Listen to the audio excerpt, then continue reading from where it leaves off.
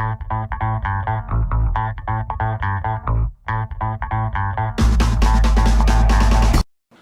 this is John Kohler with OKRaw.com. Today we have another exciting episode for you, coming at you from my beautiful backyard garden here in November. Planting it out, man. Got lots of greens growing. They're looking amazing. Got like different kinds of like purple broccolis and Romanesco and English violet broccoli and different trout, romaine lettuce broccoli. And I got like Mizuna, purple Mizuna and spinach. And I think it's growing some kohlrabi back there as well. Still got to flip the bed. I don't know if you guys can see it over there. Still got basil. I just got another basil harvest, but it's going down fast because the weather's getting colder. Anyways, in this episode, I'm not going to talk about my garden all day. I'm going to talk about something more important to you guys. And also for me, this is literally the area of my interest and study. Now, for the last 25 years, I am not a certified nutritionist, nor did I ever go to school for any of that stuff. I'm all self-taught. If you do have any kind of health disease or need dietary advice, please see a qualified and certified nutritionalist or dietetics association person. I'm not them. I'm just going to show you guys actually what I do and what I have found to be important in my life in terms of eating healthfully so that I could be as healthy as possible. And the biggest thing, I mean, the title of this video is called The Crucial Nutrients That You'll Never Find on a Nutrition Facts Label that are essential or needed for elevated health, right? I want all you guys to have the best health you can have. You know, what does the best health mean to me? Well, comparing me to my brother, I don't like to compare people necessarily, but at least we're pretty much the same genes. And, you know, I've been eating healthy for 25 years now, and he's basically been eating a standard junk food diet. I like to think he eats a little bit healthy, but, I mean, let's face it, he goes out to get Subway because he has a coupon, and he just gets whatever and fuels his body with whatever. I'm approximately 145 pounds. I think he was over the other day at my house and weighed himself. He's 211 pounds.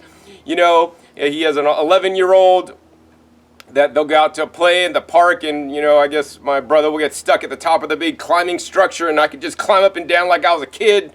You know, so, you know, the food that you eat can make all the difference in the world, but the other thing that I've learned when I was really young is that not everything that you need to know is on a nutrition facts label. This is a Brisk. I don't know, I got this a number of years ago. I don't even know if they still even make this. But it's soda, and there's a nutrition facts label on here. And people think, oh, and I used to think this actually too, before I got into, you know, what I'm doing now, whole food, raw, plant-based diet based around nutrient-dense fruits and vegetables in their fresh, raw state, and even grow my own, as you guys can see, as much as possible. And I used to think I eat really healthy because why? Because I used to look at the nutrition label, I'm like, oh, okay, there's not that much, you know, no trans fats in there, there's none of this, none of that. The ingredients are pretty good, you know, that's healthy, I'm gonna eat it.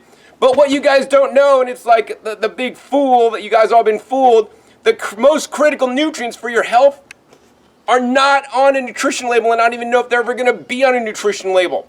So I want you guys to look past and think past the nutrition label. While the nutrition label is great and it gives you a basis on guidelines, right, it doesn't tell you the whole picture or the whole story. So in this episode, I hope to go into more about some of the nutrients that I feel are required or essential for elevated health. And what do I mean by elevated health? Elevated health is to be able to do things and act like you are a kid again, or act like a kid that if you've never grown up like me, I'm like a Peter Pan. And also, more importantly, do this throughout your life. You know, my brother, bless his heart, is getting these different, you know, pulling his muscles. He's taken out. He can't work for a couple days. He's got to relax and recover. He pulls his muscles in this. He pulls this. He's got aches and pains in his body, right? I live basically pain-free. I don't have any, like, muscle aches or pains or anything like that, right? I can still stretch out and do all these things actually to film this video because I'm between two raised beds that are circular around. Actually, I'm doing the splits, so my feet are kind of like this right now, and I'm just totally stretching out. I'm like, you know what? This is a good exercise, and I wanted to do this so I could get the good shot for the video. But it's like, no problem. I mean, I feel a little bit of stretch, but not much. But yes, I admit I need to do more stretching and yoga, which is on my to-do list when I get some time one of these days, because I do also have videos and create one video a week for each of my 3 YouTube channels. If you're not aware, Growing Your Greens, where I teach you guys how you guys could grow your own super nutritious greens. My last episode was on maximizing the phytonutrients in your greens and how that also benefits the plants, you, and the planet. And my last video on my juicer channel, which is simply called Discount Juicers or Raw Foods. It was with actually my nephew on showing him how to make a healthy ice cream alternative out of 100% frozen bananas and frozen wild blueberries from Trader Joe's. So be sure to check me out there. Now, if you like this kind of content, make sure you click the subscribe button and make sure you click the little bell right now so you get notified as my new videos come out. I have a lot of episodes. I have one episode a week coming out on this channel talking about topics that you're not going to learn anywhere else so that you can elevate your health and even throughout your life until you keel over one day. You know, you're just going to be going full steam ahead and you're not going to be like bound in a wheelchair the last 5-10 years of your life or have diabetic neuropathy because you've been eating, you know, you thought you were eating healthy off the nutrition labels all these years and it just didn't quite work out for you. All right, so I'll cut to the chase real quick and then we're going to get into detail in each topic. I mean, some of the most essential nutrients that are not on the nutrition label, which we will be going over in a little bit, are the nutrients you guys can't get from the plant foods, right?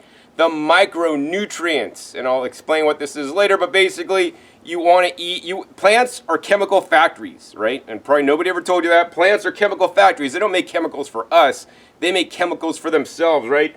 This broccoli is a purple broccoli. If you guys look carefully, the stems are a little bit purple. And when the broccoli head forms, it'll be purple. And why does a plant produce these purple chemicals or purple pigments, also known as anthocyanins, for itself? Because those anthocyanins can, you know, basically help it resist pest, disease, and more importantly, abiotic stress. What is abiotic stress? Well, if it gets too cold, if it gets too hot, the sun comes out too much, or because it can't put on sunblock, neither do I, you know, it is purple. You know, people that are darker in color don't burn as easy as if you're stark white. So, you know, like a white cauliflower would burn a lot easier than a purple cauliflower, which actually I'm also growing in this bed. It is these essential plant compounds that are so critical, but also more than just the plant compounds. It's the other things that come along with the plants when you eat them in their fresh, natural state. Biophotons, or life force energy, is critical in all my plants because they are alive and active. They have utmost phytonutrients and biophotons. Once you pick and harvest something and ship it to the store, these levels go down until they're completely depleted and the plant should just be composted or it just turns into mush or it rots, right? In addition, there are beneficial bacteria or microbes and fungi on my plants existing as they're sitting here in the sun, right? I spray them with biologic inoculants, beneficial bacteria and microbes that are on there. When I eat these, I get some probiotics in me. Of course, you could take cabbage or something and other vegetables and ferment them and increase those probiotics, but existing on all the plants, there's already what the medical medium would call elevated probiotics or whatever, because they're just naturally existing. They're not from a supplement or pill. In addition, these plants are really rich in different kinds of fibers. My aloe vera that's on the other side of the yard makes polysaccharides. These polysaccharides are essential for our health and they are not, you know, covered on a nutrition facts label. Enzymes. Plants are enzyme factories. We can make some of our own enzymes, but I believe that enzymes are essential for our health, especially in the case of broccoli and, you know, onions and garlic and shallots. It's been proven that if these foods are cooked before you eat them, you're not going to get the anti-cancer properties because you're going to kill the enzymes that convert the glucosinolates into isothiocyanates, which are the healthy compounds. And why does the plant do this?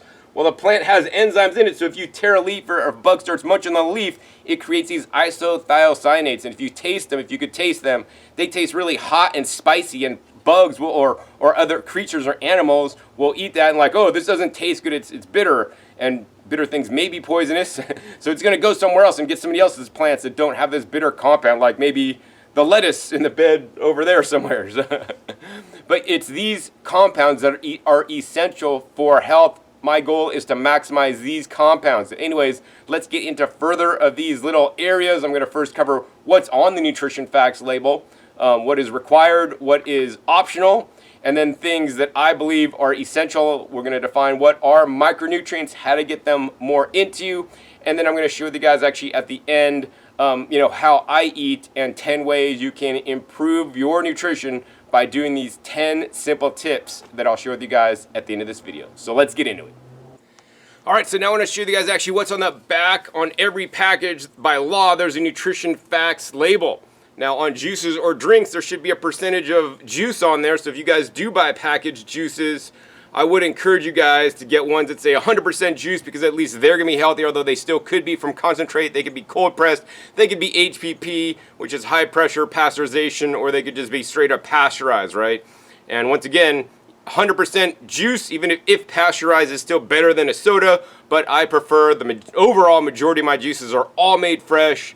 I drink like 70 ounces of juice a day. Link down below for how I eat a vegetable-based, plant-based, raw food diet. All right, if you guys are interested. Anyways, on the nutrition facts label, they're always going to list a few things. They're going to list about 15 nutrients that are mandatory to have on any nutrition facts label, which includes calories, the calories from fat, total carbohydrates, trans fats, cholesterol, sodium, dietary fiber, sugar, protein, vitamin A, vitamin C, calcium, iron, and those are the nutrients that are required they will put. Now, these nutrients, right, there are some that you need to ensure you get each and every day in a minimum quantity to avoid known and or outright diseases, you know, such as vitamin C and vitamin A, beta carotene, good for our eyes and many things. Iron, super critical for our, you know, our blood. Anyways, some of these items you want to make sure you get enough of, so you might want to increase them. And some of these items you might want to decrease, such as trans fats. Like, you should not be eating any trans fats, in my personal opinion. They're completely man-made fats and really not good for you, of course. You know, you don't want to eat too much fat in your diet either. You don't want to eat too many calories either, and you don't want to get too many calories from fat either. So these things you may have to pay attention and limit. Let's go ahead and see if there's any optional nutrients that they may list on the nutrition facts label. And actually on this Coke or whatever soda, there's none of the optional nutrients are listed, because obviously this this item, I wouldn't even call it a food item, does not have any of the nutrients, so they're just not going to list it. They are optional to put, and many companies that have those nutrients in the product will list them, because I think they are of a benefit. So for example, this Jaspberry purple rice, this is the most nutritious rice you guys could ever buy. You're supporting literally family farms and small fields out in the middle of who knows where, in I think Thailand or wherever it's grown, or I don't know, no, yeah, Thailand. And it's basically black. If you guys look at this, let's see, I'll take it out for you guys so you guys can see it.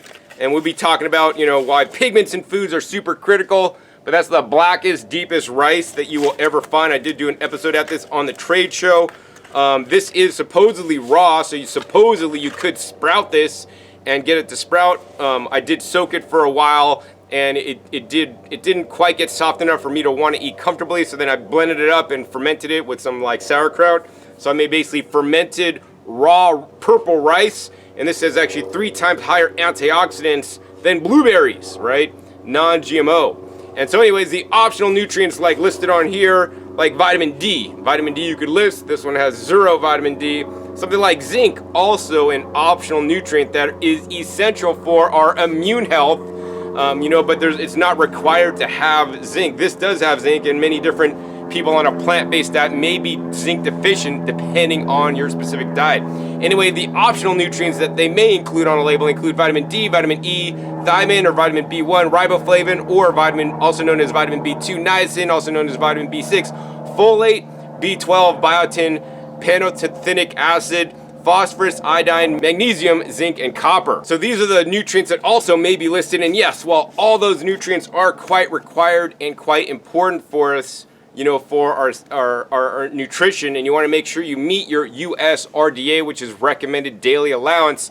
You know, the RDA basically will have all these base nutrients on the RDA. And if you want to learn how to figure out what you're eating, you want to check out a site called chronometer.com or fitday.com. You could both enter your information on what you eat in a day, and then you can see your breakdown and make sure you're meeting all your USDA, you know, USDA requirements, which is, I think, bare minimum, because what those systems or what that program doesn't tell you is all the other things you could eat. You could eat basically powdered supplements and meet all your needs. You could eat a high protein from pea extract to get protein. You could eat, you know, oils to get your fats from. You could get, you know, green powders to get some of the different nutrients from. You could, you know, soy lecithin for your vitamin E, for example. But you know, my goal is to get it from my garden. This is another side of my garden where I'm growing over 100 heads of lettuce and literally over 100 different kale and broccoli plants here, a variety of colors and varieties, so I could get my nutrition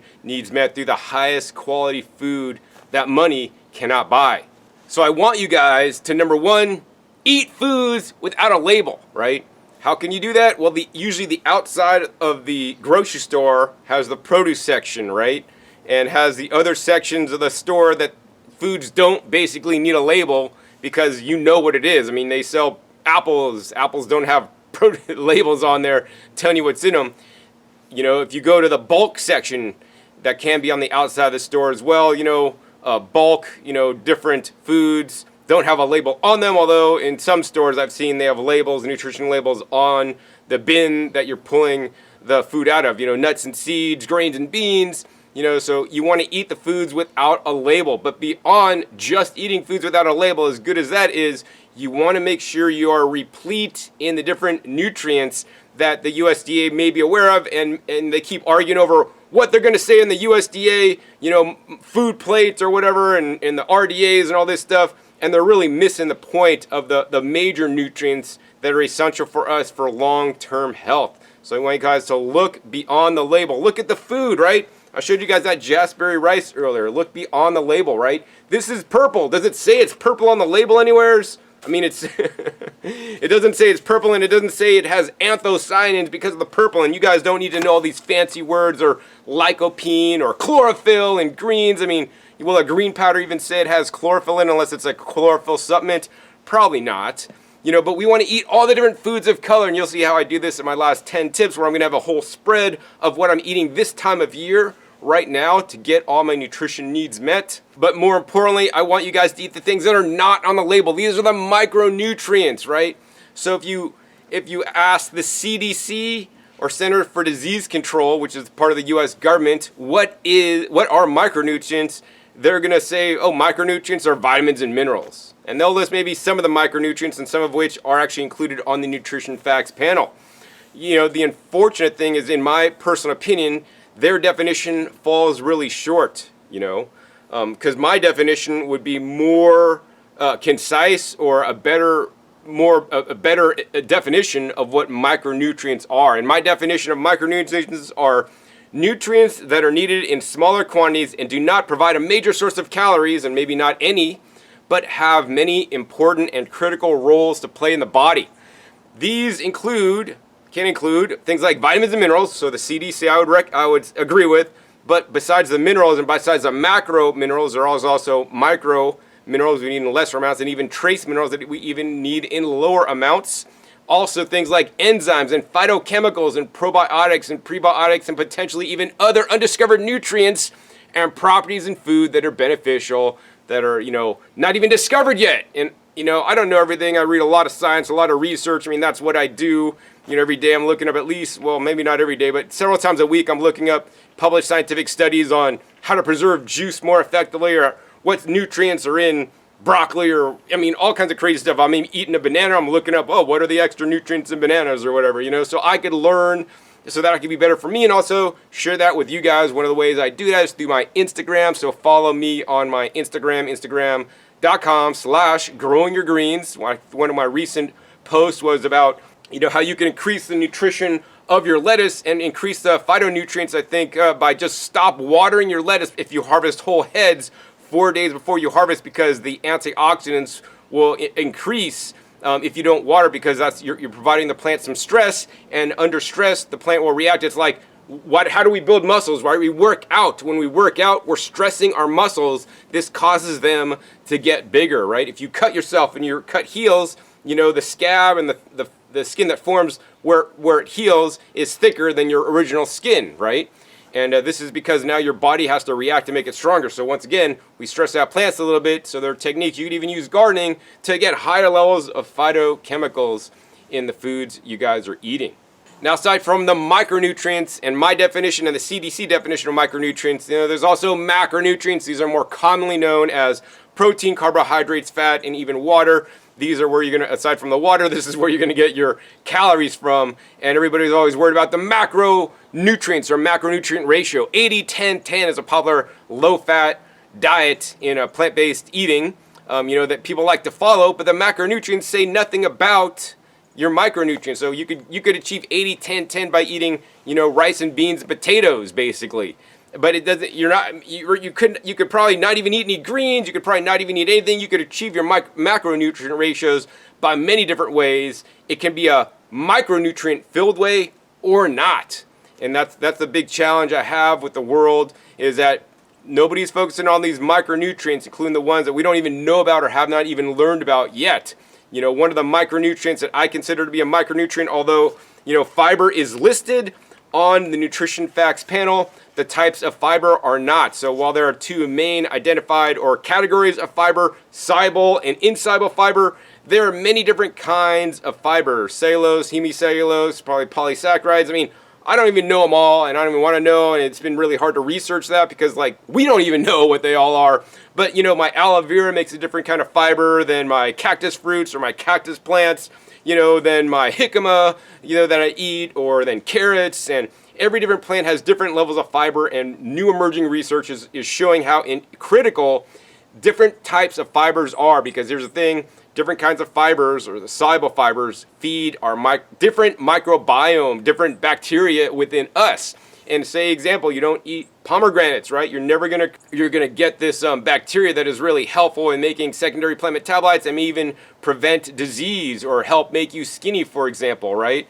I forget the exact name, slipping my mind right now, but these things are super critical, and if you don't eat pomegranates, you'll never get actually that. I don't know if it's a fiber or actually a phytonutrient, because it's also known to a lesser degree that certain bacteria and the microbes, your microbiome, can feed on certain, basically, phytochemicals, right, and phytonutrients, and it's really nutritious for them, and they will grow and expand.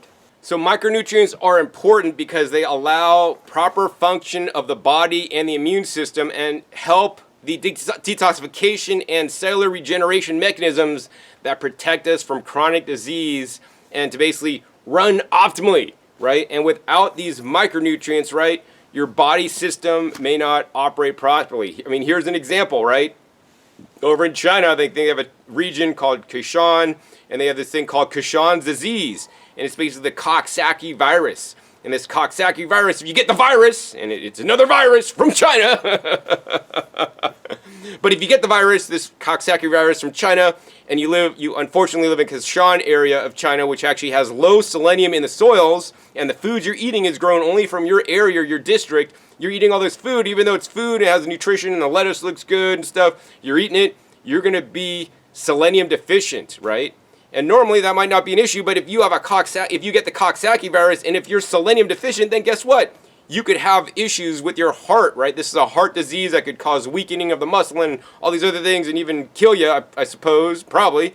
And but it's all because. But here's the thing: if you have selenium-rich diet, say you're like a foreigner that came from out of town, you're eating selenium, you have selenium in you, and you get the Coxsackie virus because people are breathing on you or however it's spread.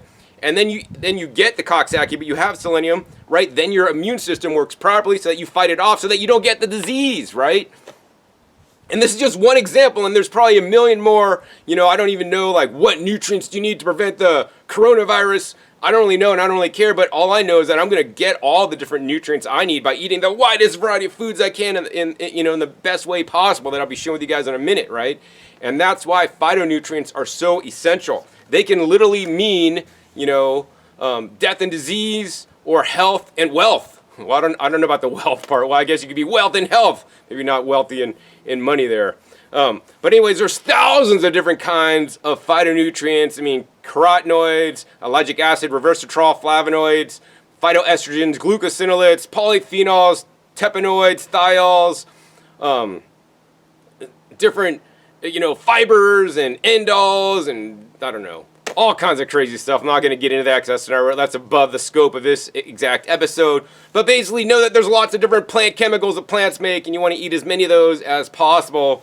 for the highest level of health, right? These polyphenols could have different antioxidant and anti-inflammatory effects. I mean, why is my brother getting all these inflamed muscles when he's maybe throwing the baseball too hard with his kid, or just walking and then he gets a crick in his foot or his neck or something? You know, it's because these foods are also anti-inflammatory, right? I drink turmeric ginger juice every day basically since the corona lockdown, and you know, and they mediate and regulate responses and protect our health. And Americans, you know, eating at McDonald's, right? How many phytonutrients or micronutrients are even in McDonald's?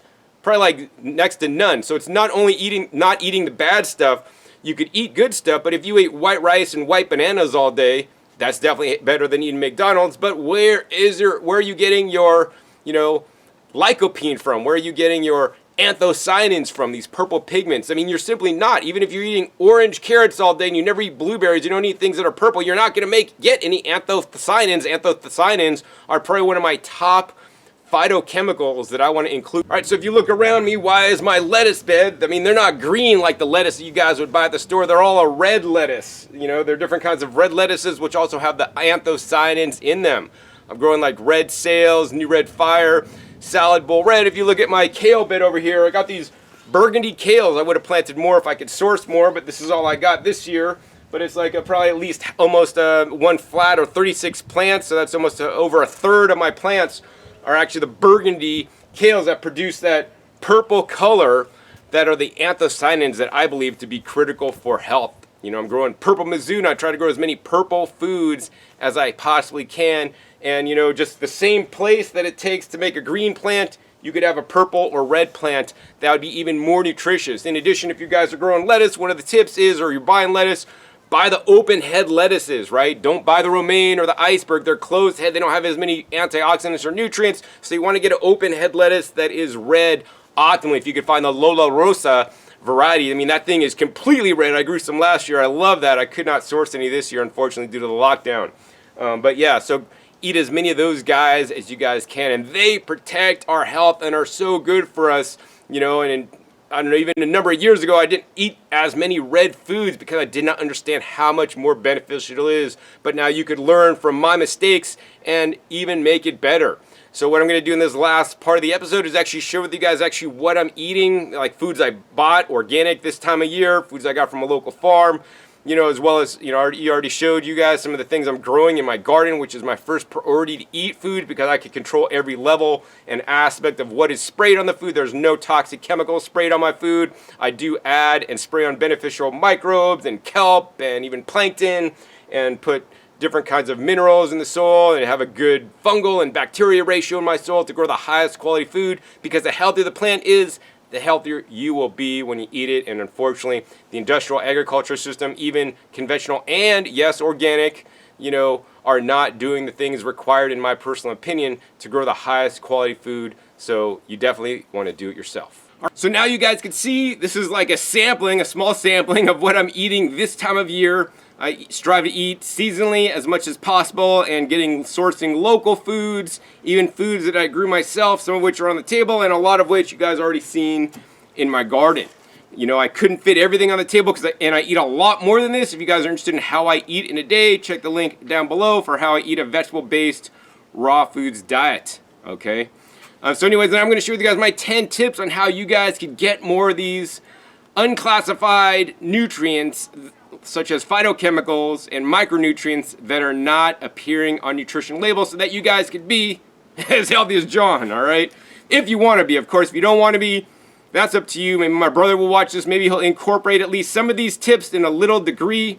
The more of these tips you guys can incorporate in their diet, the more you'll be moving up the health ladder instead of down. The more you will have better health, more flexibility, more, you know, disease prevention, you know, more healing more quickly from different situations, like if you pull something, you know, because accidents do happen, right? I want you guys to run optimally, and we need to give our bodies the right fuel, including these micronutrients that are not even accounted for on the nutrition labels, which are quite sad, all right? So here are my 10 tips. Number 1, and these are in no particular order, and be aware that some of these may be more important to you than others. Maybe some of these tips you've already done or incorporated into your own life and path, all right? So number 1, eliminate or almost completely eliminate all animal foods and processed foods. Yes, this includes even vegan junk foods, guys. Hey, I love that people are vegan, love that they don't want to hurt animals for, to be able to eat and survive and live. And I do not believe we need to kill animals to eat, survive, or live. But at the same time, it makes me sad how all these vegans are eating highly processed foods, and it's really, they're hurting their most important animal. We are us, you. We are animals, and if you're abusing your animal with processed foods, that's like animal abuse, right? I'm not going to get further into that. Now the other thing is processed foods, whether vegan or not.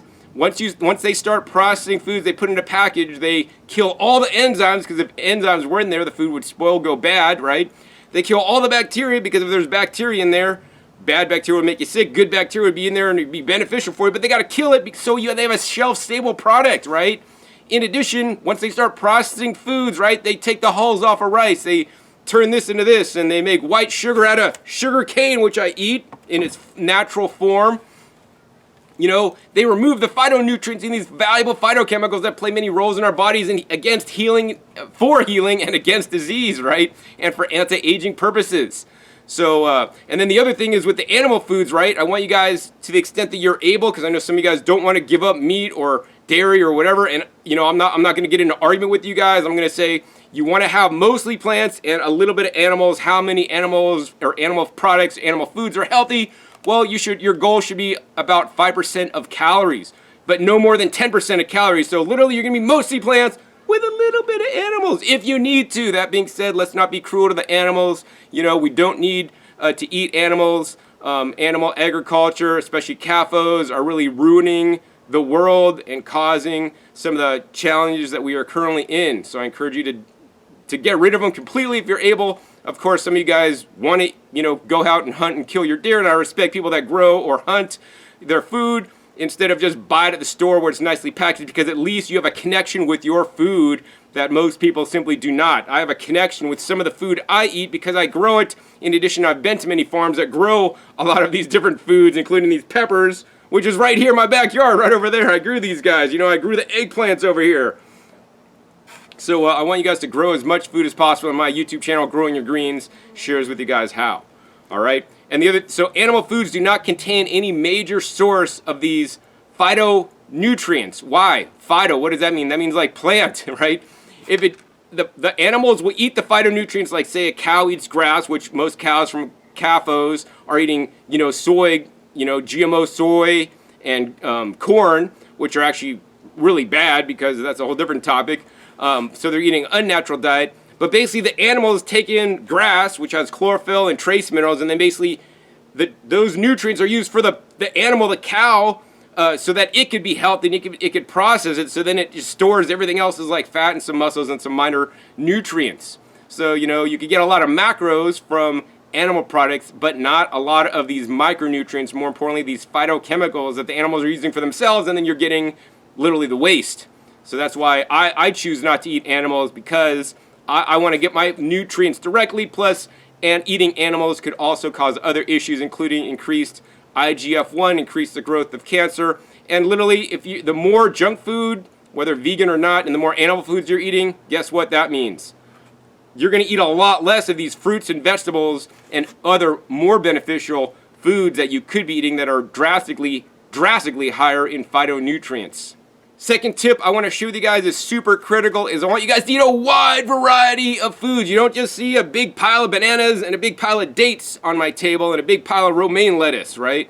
I eat a lot more than that. My goal is to eat as many different kinds of foods as I possibly could get my paws on. Wait, I don't know if I have paws. I have hands, but maybe you could call them paws. But I get as much as I get my paws on. I drove to this farm across town literally to buy these local pomegranates. I have like at least 4 or 5 different varieties. Some are the darker ones, which are actually more nutritious than the lighter ones that are actually white on the inside. But I'll tell you guys, these white ones on the inside, they're kind of like clear, the little arrows, and actually they're a lot sweeter. So I like to mix them half and half, right? I planted these plants in March, and now I have a ton of peppers that I'm going to be fermenting, drying, juicing, and blending and eating, right? So I can get these nutrients into me, because my food is surely more nutritious than food you could buy anywhere. I source these persimmons that are from the next state over, that are, half of them are super ripe if you notice this half, and then these half are not, so I'm ripening them in stages. I have many different other varieties of foods: cranberries, purple sweet potatoes, mangoes, both the standard Tommies and some Adolfos, red onions, some apples, a beefsteak tomato, but healthier tomatoes and beefsteaks that have little skin area are actually small tomatoes, like these cherry tomatoes that have a lot more skin area and contain a little more lycopene and generally more antioxidants. I have organic blackberries right here. Red grapes, black grapes would be better than red grapes because they're more deeper color. Also I have shallots here, yellow dragon fruit, which are known for their sweetness, local pear, homegrown eggplants, different kind of eggplant, different varieties of eggplant. So even if you eat apples, if you always get, Golden Delicious or Honeycrisp, get some Fuji if you can find the pink pearl apples, get some heirloom varieties. Each time you go to the store, get a different variety of apple because there's going to be different levels of these micronutrients in each style food, right? If you get always the high chia persimmons, sometimes you get the fuyu, the small fuyu persimmons. I can't wait till I harvest my own fuyu persimmons, probably next month, and then I'll be getting some of those. I got carrots, right? No, I just don't get the orange carrots. I like to be different, right? These are the many colors of carrots. They're cheapest at Trader Joe's. They got basically like white, yellow, orange, and also the purple. And I try to pick through the bags that have the most purple carrots because those are the most nutritious. But I'm not able to get as many purple carrots as I would like. Of course, I have things like pineapple, organic watermelon. I have jackfruit here. In addition, I have some organic honeydew melons. Jicama, very important superfood. Put a link down below as to why. Contains many different prebiotics that feed your beneficial probiotics. And also things like turmeric that I'll be juicing probably tomorrow to make my daily ginger, turmeric, rosemary, which is actually right behind the camera because I harvested fresh, and fresh ginseng, if I'm able to get it, that was grown for literally 5 years. And and then of course the sugar cane. I think I went through everything, but so here's the thing. Eat a wide variety. I grow a lot of varieties of foods. I have kales and lettuces, and I have rosemary, and I have sage, and I have, water spinach, and I have Egyptian spinach. I have, all kinds of stuff growing in my garden. You have to check my gardening channel out to see what I'm growing. I'm always trying to grow new and different items, right? I grow different varieties of kale. I have like 4 or 5 different varieties of kale right now that I'm growing. I'm going to be growing probably sugar magnolia, purple snap peas, sugar snap peas, probably planting that next week out. I have catmint and green onions, and I planted garlic and shallots. So, here's the thing. You want to eat as many varieties of foods as you can. Number 3, create a diet based around, so the majority of your diet, if you were looking at a pyramid like they used to have in the olden days, or the My Plate, the majority of your plate should be herbs, leafy green vegetables, berries, and fruits, right? As you guys can see, as much as I have lots of fruits, a lot of these are berries, right? What are berries on here? Well, the cranberries, they're in season this time of year, so eat a lot right now while you can because they're going to be out of season pretty soon. Berries are also blackberries, though I didn't bring out my strawberries, ran out of room. Grapes, I would consider also things like berries, and also I would put the pomegranates in with the berries of plants because the berries generally have high antioxidants and lower amounts of calories than, say, something like a persimmon or a mango does, right? Or a pineapple. So I really want you guys to focus around herbs, get more herbs in you. I need to get more herbs into me, but also the leafy greens, super essential. I like to juice them. Video down below, how I eat a vegetable-based diet, talks about this in further detail and how I exceed actually all my standard US RDA needs. Number 4, as much as you have that My Plate and it's mostly the fresh things that I listed, you also want to have smaller quantities of things like mushrooms, grains, beans, nuts, and seeds, right? To the extent that you feel comfortable, right? My fat percentage in my diet, I eat like a handful or 2 of nuts or seeds a day, and that is my goal. I like to keep my fat percentage about 15 to 20% max. I feel the best at that because here's the thing. If you ate 80% of your calories from fat, that means you only have 20% of your calories left to eat all this other good, delicious food, and now I'd much rather eat, pack in more vegetables first, and then I pack in the berries, then I pack in fruits to kind of meet my caloric needs. But fats are also essential. I also eat flax seeds every day, chia and hemp. Although I eat flax every day, I may eat chia and hemp sometimes. But I want you guys to get a rotation of seeds. I also eat watermelon seeds, which are amazing.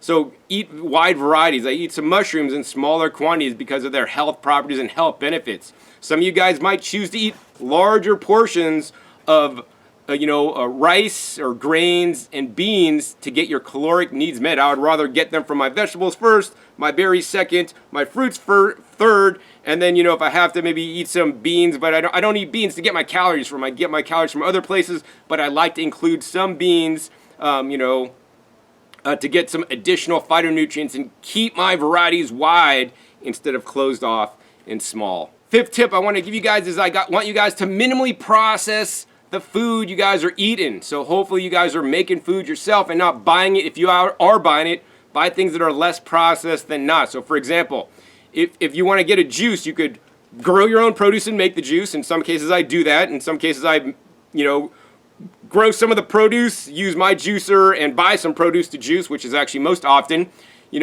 After that, you could go to a juice bar where they're making the juice, and hopefully they supported local farms, and that'd be better. After that, then you could maybe get an HPP or high pressure pasteurized juice at the store, or then after that you could get like a bottled juice just on the shelf. So those are all like the levels, right, of processing. Least processing to the most processing. I want you guys to live on the least end of the processing scale. Why? Because the more steps that it goes through before it gets to you, the longer it is, the longer it's made and then it sits around, the lower the micronutrient content will be. Something that's in a shelf-stable package forever is going to have significantly less some of the phytonutrients, and especially some of the things like enzymes that are critical for our health, and more importantly, the biophotons or life force, right? And I would personally rather juice items than blend them in a traditional Vitamix blender, because the other thing you want to remember when processing, there's time, so you want to have the least processing time. Our teeth doing a very efficient job, and our teeth are our best processors, so you don't really even need a juicer or a blender if you don't want to. Just use your teeth and chew stuff, but so many people are busy right these days, they don't want to take time to eat 5 pounds of carrots or 4 pounds of carrots like I would juice and drink that juice in a day. And the next thing is heat. You want to apply the minimal amount of heat needed to make the food edible if required. So for example, my eggplants, I might have a video on this. There's a few foods that I eat that are heat processed, as I like to say. Eggplants, while you could eat raw, they're really not good, not tasty. Every year I grow eggplants and they sit around. I'm like, okay, I'm gonna ferment them, which you could ferment them or dehydrate them and eat them raw. But they usually just sit around and never do that. So this year I'm like, okay, I'm gonna throw it in my pressure cooker and eat a plain eggplant that I grew. And I kind of like it actually, and it allows me to get more of the different nutrients from the eggplant that I wouldn't get, because every year for the last 3 years they basically end up going in my compost, which doesn't serve anybody except my microbes in my compost bin and my garden for the following year when I make the compost. Okay, so cook the things for the shortest amount of time and the lowest temperature you guys can, and more importantly, hit the produce the least. So if I hit my persimmons, I would bruise them up, and if I took this persimmon and knocked it 100 million times, it'd probably get mushy and get bruised up, and I'd have to eat it really quick. But if I just hit it once, it might put a little dent in it, but then it could still be good, right? But the same thing happens when you process food, in a blender, right? The blade's going around 1 million times a minute, maybe not 1 million, maybe like 20,000 times a minute, running it in excess of 200 miles per hour if you're running it in a Vitamix. And there's a lot of blade hits on the phytonutrients, which are lowering their content. So if you do use a blender, you want to blend for the least amount of time and the least amount of hits at the lowest RPM. That's why I prefer juicing. My juicer runs at 43 revolutions per minute, which is I don't know what percentage or how many times slower than 20,000 RPMs than a Vitamix to extract the nutrients in a slow and gentle fashion.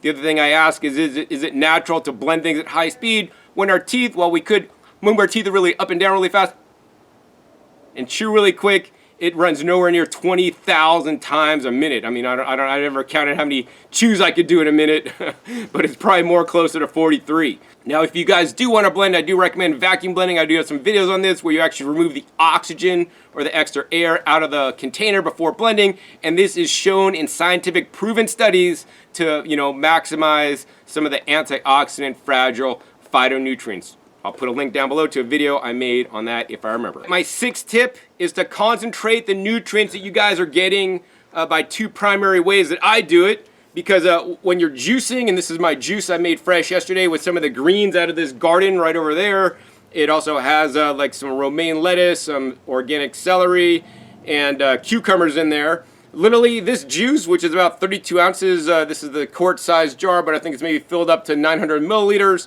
so that I could pull a vacuum on it, which is a different episode, to preserve nutrients once you're storing your juices, right? The juice concentrates the vegetables. Literally, this is about approximately, maybe a little bit less, 4 pounds of vegetables it took to make this juice. So now when I drink this juice, it's like you're eating 4 pounds of vegetables, but even better, because you're removing some, but not all of the fiber, so that your body could absorb those micronutrients even more efficiently and literally pack those and get those into your bloodstream even quicker and get those digested even faster for you.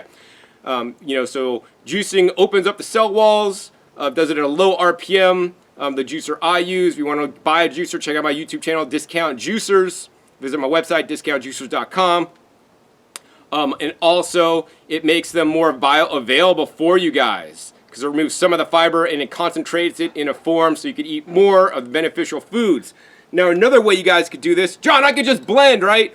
Blending does not concentrate nutrients, because when you blend, you basically get everything you put in is what comes out. In addition, in many cases in blending, you need to add water, which, I would rather have juice instead of water, because if you're drinking extra water, that's not extra liquid or juice that you're not drinking. So, that's why I recommend juicing. Now, the other way you guys could concentrate nutrients, and I'll have a video on this one of these days, is through powder. So this is freeze-dried acai powder. So freeze-dried powder is what they do. The juicing removes some, but not all the fiber, keeps high levels of the phytonutrients, and the powders, what they do is they basically remove the water. So once you remove water, things are greatly concentrated, right? I'm drying some persimmons right now. This is freeze-dried acai berries, concentrated nutrients, and these are freeze-dried. So then, when you freeze-dry or vacuum, you preserve more phytonutrients than just regular spray drying, although refractants window drying is even better, potentially, than freeze-drying for some phytonutrients, right? So yeah, eat more powdered foods, and juices. I like to just sometimes dump powdered foods in my mouth, but more often than not, I will blend the powdered foods in my vacuum blender so I don't oxidize some of the valuable phytonutrients that are in the food. So I can make a smoothie, I could blend up some of my juices with the powders, I could add powders to my juices. I could sprinkle the powders in with my recipes. I could sprinkle it in when I'm making a salad dressing or a soup, for example. In addition, other powders you guys can use include herbs. So like, I'm eating my wild rice curried cauliflower dish, and I added powdered curry powder, which is actually powdered turmeric, as well as other different herbs. So I would encourage you guys to also use the powders, which I would consider a powdered food that, once again, concentrates the nutrients. 7th tip is don't shop with a shopping list. Oh my God, when we were kids growing up, we'd have a shopping list, and every week, we go to the store, we get corn flakes, we get, this, we'd get that, we get this, and we basically go to the store, oh, we're out of milk, we get more milk this week, we get more orange juice because we're out of orange juice, and you restock what you've always been eating for like the last 20 years. Maybe it's not 20, maybe it's 5 years. Or maybe it's the last month. People are used to eating the same exact thing every day. For breakfast every day I have oatmeal. For lunch every day I have an acai bowl. For dinner I have every day, I go out to Chipotle or whatever. I don't know what you guys are eating. But basically people run by patterns, right? One of my goals is to break the patterns up, man. And every day I eat something different. So I play a game. The game with myself is to, every time I juice a green juice, make it a little bit different. And that's really easy when I shop without a shopping list, because I just go to the grocery store and I see what's on sale, because I'm a frugal shopper. I see what's on sale and what's organic, right?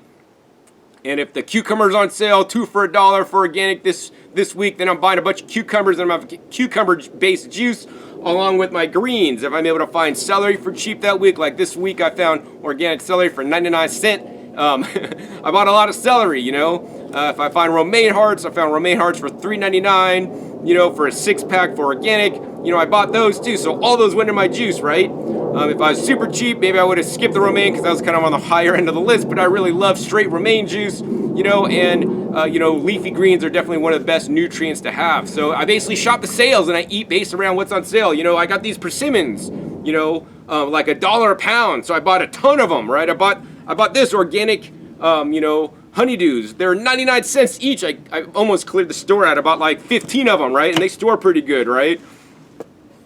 So I shop what's on sale. These pineapples, they were $1. These are non-organic, but they're $1. They're low spray generally. They're on the Clean 15 usually. These mangoes were like 50 cents each, So I really am a frugal shopper. Maybe you don't need to shop frugally like I do. I get a kick out of it. I like doing that and finding a good deal on organic produce. And that's how I eat. So I focus my goals around like eating cheap, although a better way likely to do it. And that way I get variety automatically. And every time I go in the store, I'm buying something different because, this week they're going to have this on sale because maybe there's an influx in the produce market with celery. So now they drop the price on celery to move it out faster. And then when it shrinks up, like they're doing medical medium juicing with celery, and celery was getting like $2.99 a head, and the heads were small. So guess what? Back then I wasn't eating a lot of celery. I was maybe probably eating drinking more green romaine juice because it was actually cheaper than celery.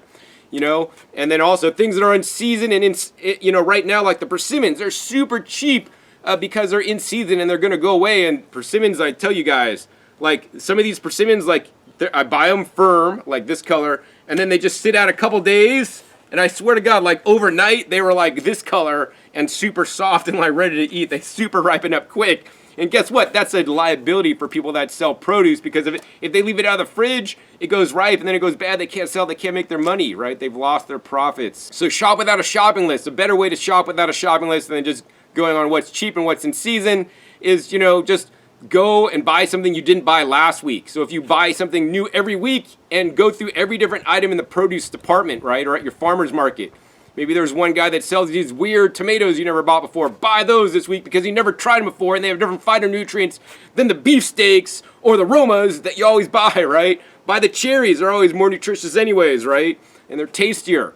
So yeah, always want you guys to rotate your shopping list based on what's ripe and in season. I also come out to my garden and I don't shop because I don't have to buy nothing, but I see what's ripe and what's ready and what's big enough to be harvested. And also I check in with me and what do you feel like eating? If you feel like eating bananas that week, hey, buy some bananas. If you feel like eating strawberries, buy some strawberries, even if they're not on sale, right?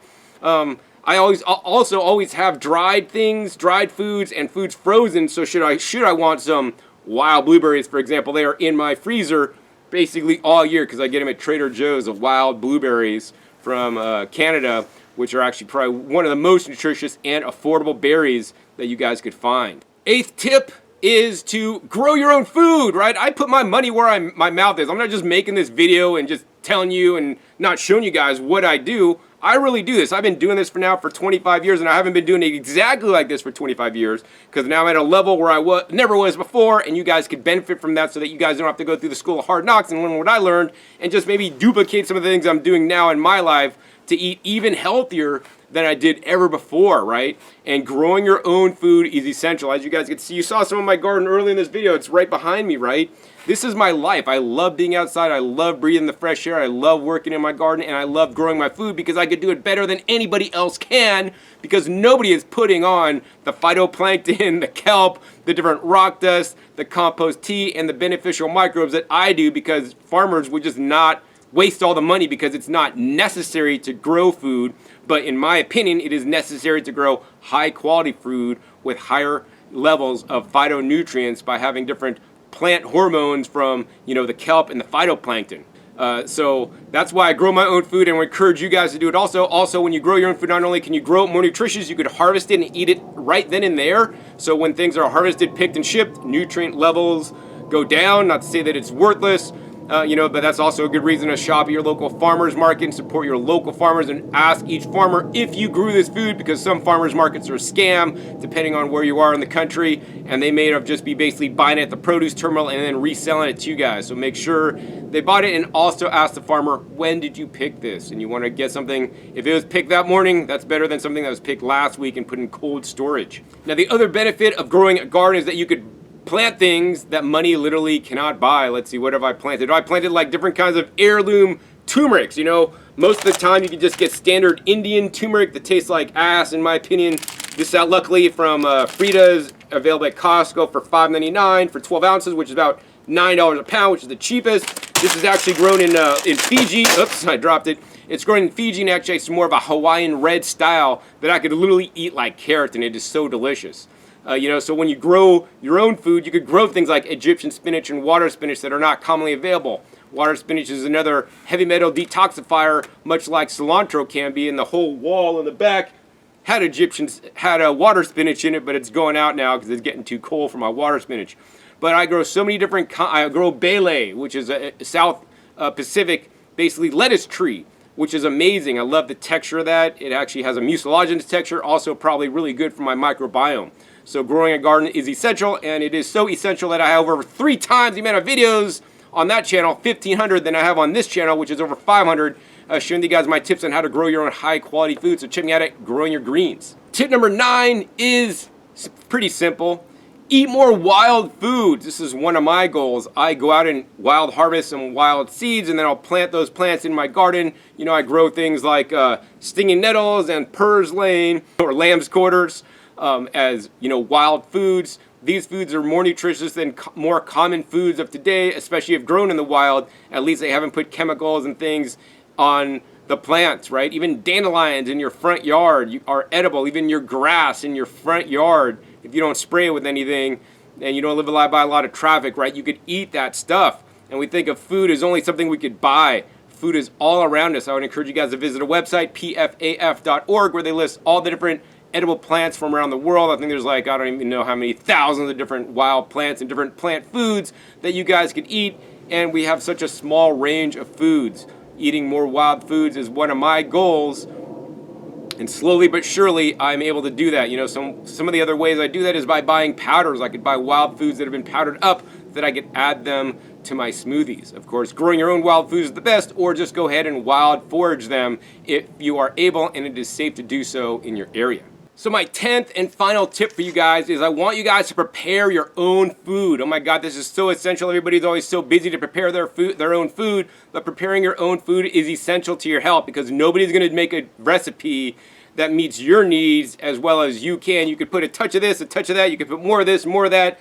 However you think you guys should do it, however you guys will actually like it and actually eat it better is how you're gonna make it, right? Make your own food is so critical. We've lost the touch of making our food, especially the younger generation is just so used to all these convenience foods. Whether you're making your own juices, even if you have got to blend stuff up, blending something up, making a blended salad for dinner or making a green smoothie for dinner, even if it's not under a vacuum, it's still better than going out to McDonald's or going to the vegan restaurant that's going to give you stuff with oil, sugar, and salt in it. All these extra processed foods and processed ingredients.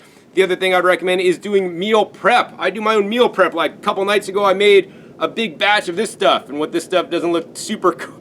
I mean, it looks cool to me because it's nice and brightly pigmented. And what this is actually my curried rice, wild rice that's been bloomed in the sun and on my fence there. Chopped up cauliflower and a whole bunch of other vegetables, including chayote and cucumber and purple carrots and avocado and onions, all kinds of stuff. I don't even know what's in there.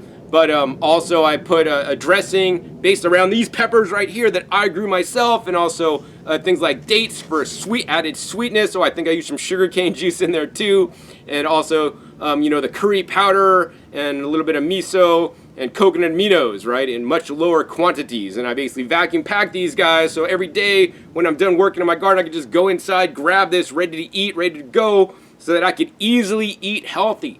Meal prep has literally saved me during the pandemic. So I could basically make one big batch of food for the next couple days, and then I could basically just do everything I need to do, go in and grab the food and sit down and take my time and eat it. And usually when I eat, I just kick back and relax and try to do conscious eating where I'm not rushing around and eating in the car and doing all these things. I'm sitting down and trying to relax and focus on the food so I get the best digestion, because that's actually another really important element to health. Of course, there are many others besides just diet, is getting proper exercise, proper sleep, exercising your mind, your brain, having good social connections, and love. And actually, that reminds me, I got to go in and kiss my dog.